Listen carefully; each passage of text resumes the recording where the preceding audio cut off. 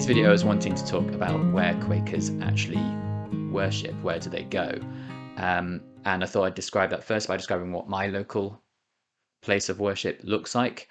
I'm going to go over what it's called, why it looks the way it looks, why it has what it has, and probably for most other Christian denominations, what it doesn't have. My local meeting, you go in and there's an entrance hall. And you go into the main room, which is set in a sort of octagonal shape. In that room, going around the sides, there are benches, there are chairs. After the coronavirus pandemic, there's also a computer set up for people to connect to the meeting online. And in the meeting, there's a table, and on the table, there'll be often a candle. And lots of books to go that cover the table. Some of them may be the Bible. It might be Quaker Faith and Practice, the big red book, which I think I'll do another video on as well. And essentially, that is it. And so I suppose the big question is, okay, if that's all there is, how is this a place of worship?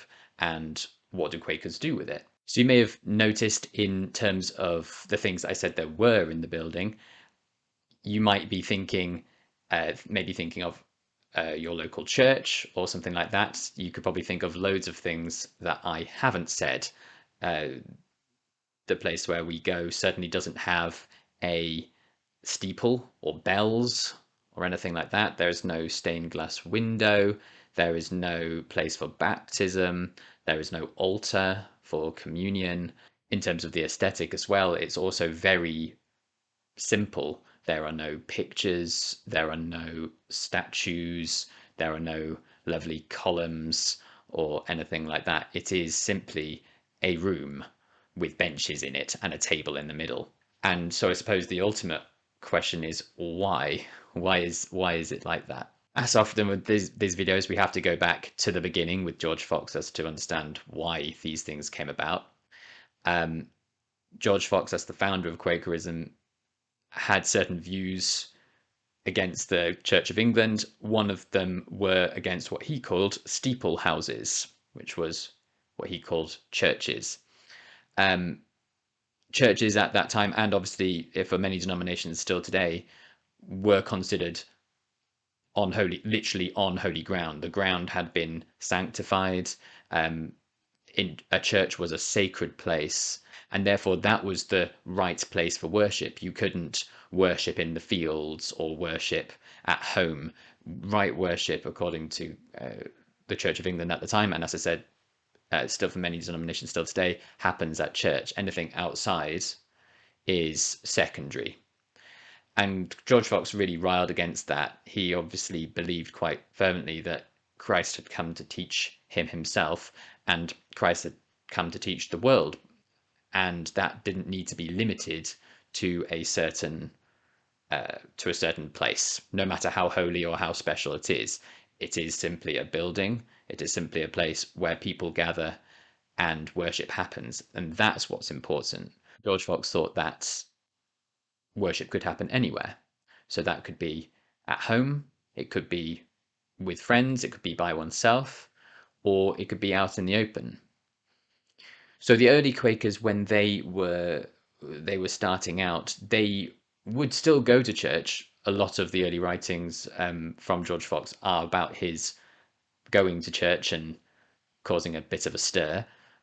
So he still went to church, but for their meetings, I think he slowly moved himself away from that and met with like-minded seekers of the truth, as they called themselves, to worship and do their own form of worship in silence in houses. They went to each other's houses, they went to meeting places in order to hold their meeting for worship, as it slowly became known as. And for this reason, Quakers don't call the places where they meet for worship churches. It's just a building. It is a place where it's practical to meet at a communal place, but it could be anywhere. And so these places, I've been not using the phrase until now, are simply called meeting houses. There is no special word. We certainly do not call it church. It is a meeting house. It is a place where, because it's practical, it's not always practical to fit so many people into one's home. So a communal place has been found, and that is where Quaker meeting for worship happens.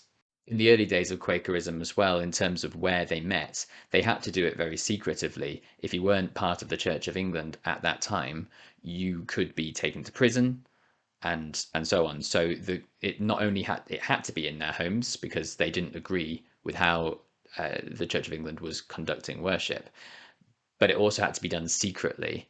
And the early days of Quakerism in the early 1650s, especially in the early days of the restoration of the English monarchy as well, were filled with persecution. Quakers were arrested for worshipping in their houses. Entire meetings were taken away, and the Quakers didn't. At no point did they seem to fight against this. They weren't. They didn't campaign for their right to worship as they did. They simply went to their place for worship. They worshipped there, and if they were arrested, they were arrested. Many Quakers in the early period did go to prison. George Fox himself was in prison multiple times, and that was for one reason why they might very well have gone to prison, for worshipping in their homes, not in a church.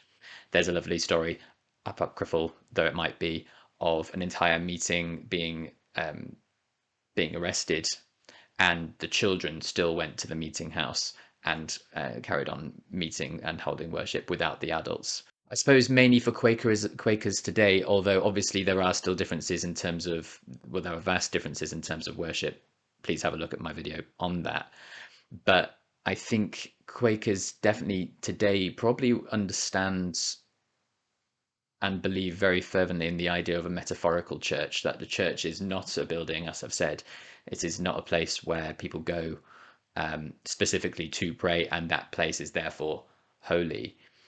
What they believe in a lot more is this idea of a community being the church. By our meeting together, we are made holier. It's not the place necessarily, but it is us ourselves, and that we come together in order to um, sanctify each other, in order to bring each other together, in order to build a metaphorical church. And so going back from my description of what my meeting house and what I'm sure most meeting houses look like, they are not very ostentatious places. They are not places with lavish color and glass and gold and smells and all that things that you might see in other denominational churches. And that's because Quakers see that all as distraction. The idea is that you are using that time to worship, whatever that might mean to you, whether that is communing with God, whether that's praying to God, whether that is spending time to seek out answers for what you need to be doing with your life and things like that. But anything such as works of art or things like that get in the way of what you are actually trying to do and commune with the inner light. It's not going to happen if you're spending time necessarily looking at a photo, at a picture. I do disagree sometimes with that. I think that is why lots of Quaker meetings have books available.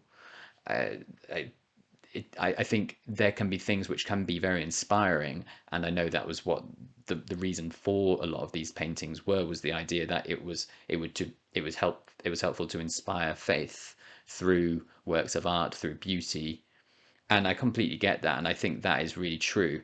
I suppose from a Quaker perspective, I think you don't want to be caught in a situation where that's considered the focus, or that you need those things in order to worship correctly. Those things should be supports, should be aids, but they shouldn't be necessary. All that's necessary is your communication, your relationship with God, the inner light, or whatever you wish to call it. That being said, there are some very beautiful, pretty meeting houses in the UK. The two that come to mind are Dolabran Meeting House, which is in Wales, and Pardshaw Meeting House, which is in Cumbria in the north of England. And if you do have the opportunity, I've never been to either of those, but I've seen some photos of them and they're absolutely beautiful. Um, but as I said, that's just because those places have been maintained and um, and kept beautiful by their community. But it's not something which that would be a nice place to have worship, but it is not an essential place to have worship. It is not that is not it's not that is somewhere to go in particular to have very good worship. Very good worship from a Quaker perspective could happen at your home. The only reason why we have meeting houses is for practicality. It's because this is a place where um, Quakers can easily meet and hold worship together. And the idea of the church being a physical or a metaphorical place really came to the forefront during the global pandemic when churches had to close. And so, how did the congregation do worship when they couldn't be in the place where which was the holy place where they did their worship? For Quakers, we moved to the idea of online worship quite easily because of that, because it wasn't a physical place.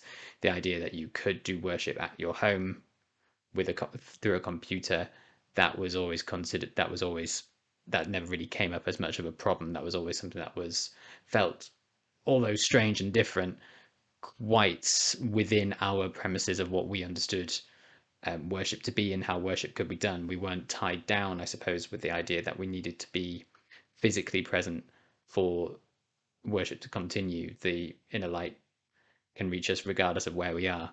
And so, therefore, we were able to move to that style of worship, perhaps with fewer qualms than other denominations were able to. I suppose so, lastly, though obviously I'm talking about meeting houses from a British perspective. I'd be very interested to hear what you guys think of how Quaker meeting houses look in your area, especially if you come from a different tradition of Quakerism. How has that been different? If you come from a tradition of Quakerism which has pastors and things like that, how does that work? How does that change the look of the meeting house? Do you still call it a meeting house? And things like that. So please let me know what things look like in your area so we can spread information about what Quakerism looks like, both in the UK and without. And if you have a very pretty or beautiful looking meeting house, please let me know as well. Thank you very much for watching this video. If you liked it, please do click on the thumbs up button and do check out some of my other videos about Quakerism in the UK. If you want to keep up to date with the latest videos, please do remember to subscribe as well. It really helps. Thank you.